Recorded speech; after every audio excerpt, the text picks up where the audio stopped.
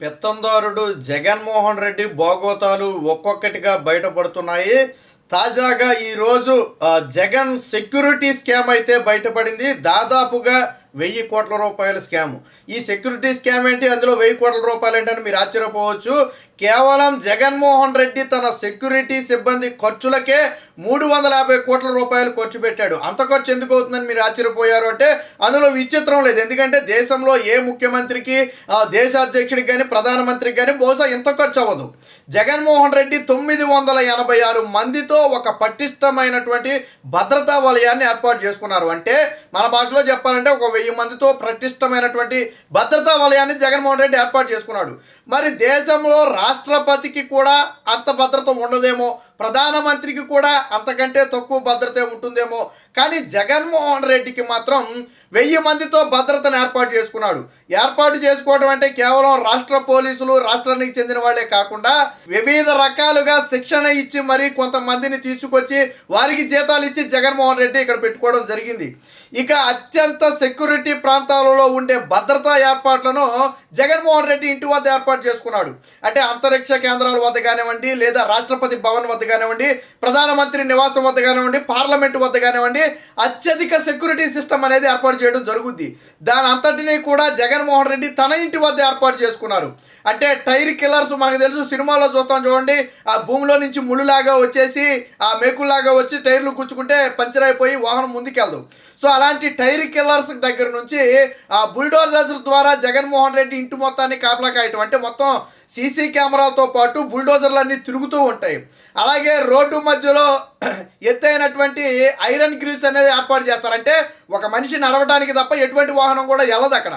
అంటే పొరపాటున సెక్యూరిటీని తప్పించుకుని వచ్చినా ఈ ఐరన్ గిల్స్ దగ్గర ఆగిపోవాల్సి ఉంటుంది.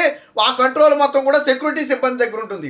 ఇలా 1 కాదు 2 కాదు అనేక భద్రతా ఏర్పాట్లు, దాదాపుగా 40 చెక్ పోస్టులు, పికెట్ పాయింట్లు జగన్మోహన్ రెడ్డి ఇంటి చుట్టూ ఏర్పాటు చేసుకున్నాడు. మహా అయితే ఈ జగన్మోహన్ రెడ్డి ఇంటికి 4 మూల 4 చెక్ పోస్టులు పెట్టుకుంటే ఎక్కువ. అసలు ఆ ప్రాంతం మొత్తం మీరు రోడ్లే మొత్తం క్లోజ్ చేసేసినప్పుడు అటుపక్కగా ఎవరు వస్తాడు, ఎవరు రాడు కదా. అయినా కానీ జగన్మోహన్ రెడ్డి 40 ఆ ఇల్లు ఎంత ఉంటుంది దానికి 40 చెక్ పోస్టులు ఏర్పాటు చేసాడు. అంటే హైదరాబాద్ లాంటి పెద్ద పెద్ద సిటీల్లో ఏర్పాటు చేసినటువంటి చెక్ పోస్టుల కంటే జగన్మోహన్ రెడ్డి ఇంటి దగ్గర ఏర్పాటు చేసిన చెక్ పోస్టులు ఎక్కువగా కనపడుతున్నాయి. మరి ఎందుకు జగన్మోహన్ రెడ్డికి ఇంత అభద్రతా భావం? వీరి జీతాల కోసమే 350 కోట్లు. ఈవెన్ చివరికి దిగిపోయే ముందు జగన్మోహన్ రెడ్డి విదేశాలకు వెళ్ళాడు కదా ఎన్నికలు అయిపోయిన తర్వాత కూడా. అప్పుడు కూడా రాష్ట్ర ప్రభుత్వం నుంచి 1.5 కోటి సెక్యూరిటీ ఖర్చులు విడుదల చేశారు. మీకు తెలియని విషయం ఏంటంటే సాధారణంగా ఎంత పెద్ద వీఐపీకైనా మన రాష్ట్రం వరకే సెక్యూరిటీ ఉంటుంది, మన దేశం వరకే సెక్యూరిటీ ఉంటుంది. సో వన్స్ దేశం దాటిన తర్వాత పెద్దగా సెక్యూరిటీ ఏమీ ఉండదు. ప్రధానమంత్రి రాష్ట్రపతి స్థాయి వాళ్ళు వెళ్తే అది వేరే విషయం. బేసిక్గా కేంద్ర మంత్రి వెళ్ళినా పెద్దగా సెక్యూరిటీ ఏమి ఉండదు. కానీ జగన్మోహన్ రెడ్డి విదేశాలకు వెళితే జగన్మోహన్ రెడ్డి కంటే ముందే సెక్యూరిటీ విదేశాలకు వెళ్ళద్ది.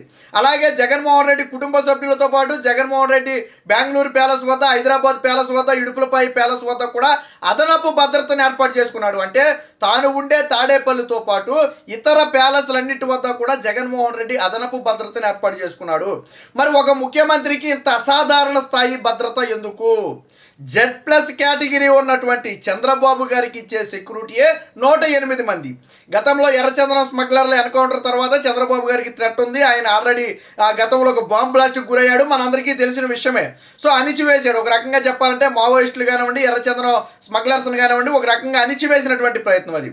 జగన్మోహన్ రెడ్డి కనీసం ఒక వ్యక్తి మీద రౌడీ షీట్ కూడా ఓపెన్ చేయాలి, రాజకీయ కక్షలు తప్ప ఎవరి జోలికి పోలా. మరి జగన్మోహన్ రెడ్డి జోలికి ఎవడొస్తాడు? అయినప్పటికీ కూడా అభద్రతా భావంతో ఈరోజు అత్యధిక స్కానింగ్ పరికరాలు మనం టోల్ గేట్ల వద్ద చూస్తాం చూడండి, ఆటోమేటిక్గా స్కాన్ చేసిన తర్వాత ఒక కర్రలాంటి పరికరం లేచి వెళుతూ ఉంటుంది. సో అలాంటివి జగన్మోహన్ రెడ్డి ఇంటి దగ్గర, జగన్మోహన్ రెడ్డి ఇంటి చుట్టూ ఉన్నటువంటి 4 రోడ్ల వద్ద కూడా ఇలాంటి పరికరాలే జగన్మోహన్ రెడ్డి ఏర్పాటు చేసుకున్నాడు. ఇవి అత్యంత ఖరీదైనటువంటి పరికరాలు. వాస్తవానికి ఇవి ఎక్కడ ఉంటాయంటే పార్లమెంట్ లాంటి ప్రాంతాల్లోనూ, ప్రధానమంత్రి కార్యాలయాల వద్ద బేసిక్ ఇలాంటివి ఎక్కువగా అమర్చుతూ ఉంటారు. సాధారణంగా ఎవరు అమర్చుకోరు. కానీ జగన్మోహన్ రెడ్డి వీటిని కూడా అత్యాధునిక పరికరాలను ఏర్పాటు చేసుకున్నాడు. స్కానింగ్ మిషన్లు ప్రతి వెహికల్ని ప్రతి మనిషిని కూడా వెళ్ళేటప్పుడు వచ్చేటప్పుడు స్కాన్ చేయడానికి, అందులో ఏమైనా బాంబు పదార్థాలు లాంటివి ఉన్నవా అనేది స్కాన్ చేయడానికి అవి కూడా, అలాగే 2 బుల్డోజర్ లాంటి వాహనాల ద్వారా ఎప్పుడు నిరంతరం 24 గంటలు జగన్మోహన్ రెడ్డి ఇంటి చుట్టూ ఆ 2 తిరుగుతూనే ఉంటాయి. దానికి ఫుల్గా మొత్తం 360 డిగ్రీస్ సీసీ కెమెరాలు ఏర్పాటు చేసి వాహనాలు తిప్పుతూనే ఉంటారు. అలాగే ఇప్పుడు ఓడిపోగానే 30 అడుగులు ఫినిషింగ్ వేసుకున్నాడు, మనం చూసాం కదా. ఓడిపోగానే 30 అడుగులు గోడ మీద ఏం చేశాడు, దాదాపుగా 30 అడుగుల పైన ఐరన్ గిల్స్ ఏర్పాటు చేసుకున్నాడు జగన్మోహన్ రెడ్డి. ఓన్లీ ఈ సెక్యూరిటీ కోసమే అత్యధిక, గతంలో ఏంటంటే చంద్రబాబు గారికి ఎన్ఎస్జీ సెక్యూరిటీ కేంద్రం ఇచ్చింది. సౌత్ ఇండియాలోనే ఆ ఎన్ఎస్జీ Z+ కేటగిరీ ఉన్నటువంటి ఏకైక వ్యక్తి చంద్రబాబు గారు. జగన్మోహన్ రెడ్డికి కొట్టింది, నేను ముఖ్యమంత్రిగా ఉన్నా కానీ చంద్రబాబు గారి సెక్యూరిటీయే బలంగా కనపడుతుంది, ఎన్ఎస్జీ కమాండోలను చూస్తే ఒక రకమైన ఇది వస్తుందని చెప్పి జగన్మోహన్ రెడ్డికి కూడా ఎన్ఎస్జీ కమాండోలను ఇవ్వాలని చెప్పి కేంద్రానికి లేఖ రాశారు. రాష్ట్ర హోంశాఖ నుంచి అప్పుడు లేఖ రాయించారు కేంద్ర హోంశాఖకి. కానీ కేంద్ర హోంశాఖ ఏమీ స్పందించాలి, ఎందుకంటే జగన్మోహన్ రెడ్డికి ఏమీ థ్రెట్ లేదు కాబట్టి ఆ స్థాయి సెక్యూరిటీని వాళ్ళు ఇవ్వలేరు. నేను చెప్పే కదా, దక్షిణ భారతదేశంలోనే Z+ కేటగిరీ ఉన్న ఏకైక వ్యక్తి చంద్రబాబు గారు. సో జగన్మోహన్ రెడ్డికి ఏమైందంటే, ఎప్పుడైతే కేంద్రం నుంచి స్పందన రాలేదో అప్పుడు జగన్మోహన్ రెడ్డి ఏం చేశాడంటే రాష్ట్ర పోలీసులకే ఎన్ఎస్జీ డ్రెస్ వేసేసాడు. కానీ యాంబ్లం మాత్రం ఏపీ పోలీస్ యాంబ్లమే ఉంటుంది.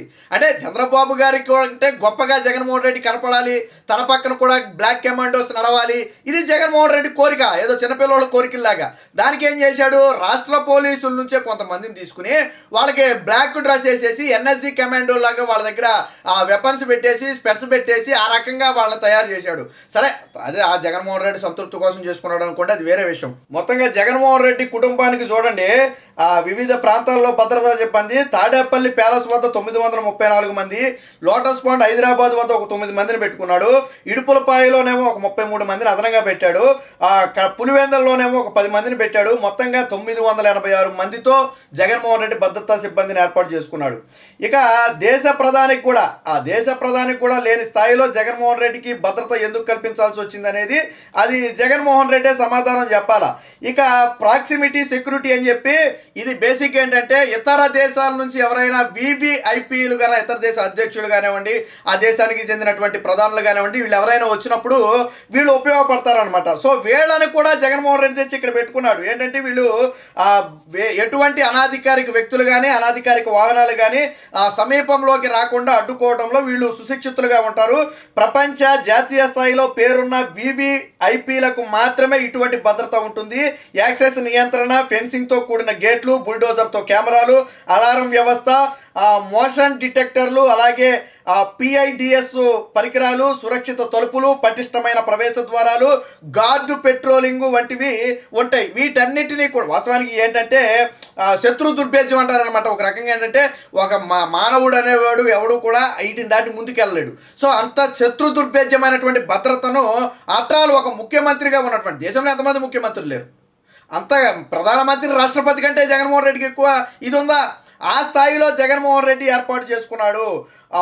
ఒకటి బూమ్ బాయిలర్స్ అంటే నేను ఎందా చెప్పాను చూడండి, ఏదైతే మన టోల్ గేట్ల వద్ద ఒక పరికరాలు ఉంటాయి, ఆటోమేటిక్గా స్కాన్ చేసి లేసే ఈ పరికరాలు ఉంటాయో అలాంటివి జగన్మోహన్ రెడ్డి ఏర్పాటు చేసుకున్నాడు. అలాగే టైర్ కిల్లర్స్, వాస్తవానికి ఇవి ఏంటంటే బేసిక్గా సైనిక స్థావరాల వద్దను, పార్లమెంట్ లాంటి ప్రదేశాల వద్ద, ప్రధానమంత్రి కార్యాలయాల్లో, రాష్ట్రపతి కార్యాలయాలతో వాడతారు. ఎప్పుడైనా సెక్యూరిటీని తప్పించుకుని ఏదైనా ఒక వాహనం లోనికి వెళ్తే వెంటనే వీటిని ఓపెన్ చేస్తే ఆటోమేటిక్గా ఆ టైర్ పంచర్ అయి వాహనం ఆగిపోతుంది. ఇలాంటివి జగన్మోహన్ రెడ్డి ఇంటి దగ్గర కూడా ఏర్పాటు చేసుకున్నాడు. మరి జగన్మోహన్ రెడ్డికి అంత అవసరం ఏమొచ్చింది అనేది అర్థం కాదు. అసలు చుట్టూ రోడ్లు మూసేసి మొత్తం నువ్వు 1000 మంది సిబ్బందితో భద్రత పెట్టుకున్న తర్వాత లోనికి ఎవడు వస్తాడు? సో వీళ్ళ జీతాలకే జగన్మోహన్ రెడ్డి 350 కోట్లు కేటాయిస్తే ఈ సెక్యూరిటీ పరికరాల కొనుగోలుకి, చెక్ పోస్టుల ఏర్పాటుకి ఒక 500 కోట్ల పైనే జగన్మోహన్ రెడ్డి ఖర్చు చేశాడు అనేది ప్రధాన వాదన. అంటే మొత్తంగా 900 నుంచి 1000 కోట్ల రూపాయల వరకు జగన్మోహన్ రెడ్డి తన సెక్యూరిటీ కోసం ఈ 5 ఏళ్లలో ఏర్పాటు చేసుకున్నాడు. ఓడిపోయిన తరువాత కూడా జగన్మోహన్ రెడ్డికి ఇంకా భద్రత తగ్గల, ఆ భద్రత ఇంకా కొనసాగుతుంది. మరి జగన్మోహన్ రెడ్డి సొంత జీతాలు ఇచ్చుకుంటాడా? నిన్నటి వరకు అంటే ప్రభుత్వం నుంచి ఇచ్చాడు. మరి ఓడిపోయిన తర్వాత కూడా జగన్మోహన్ రెడ్డికి ఎందుకు అంత భద్రత? సో ఇవన్నీ కూడా ఇప్పుడు రాష్ట్ర ప్రజలు ఆలోచించే విధంగా ఉన్నాయి. ఖచ్చితంగా ఈ ఏదైతే సెక్యూరిటీ స్కామ్ ఉందో దీన్ని ఖచ్చితంగా బయటికి తీసి దీని వెనుకున్నటువంటి వ్యక్తుల మీద కఠిన చర్యలు తీసుకోవాలి.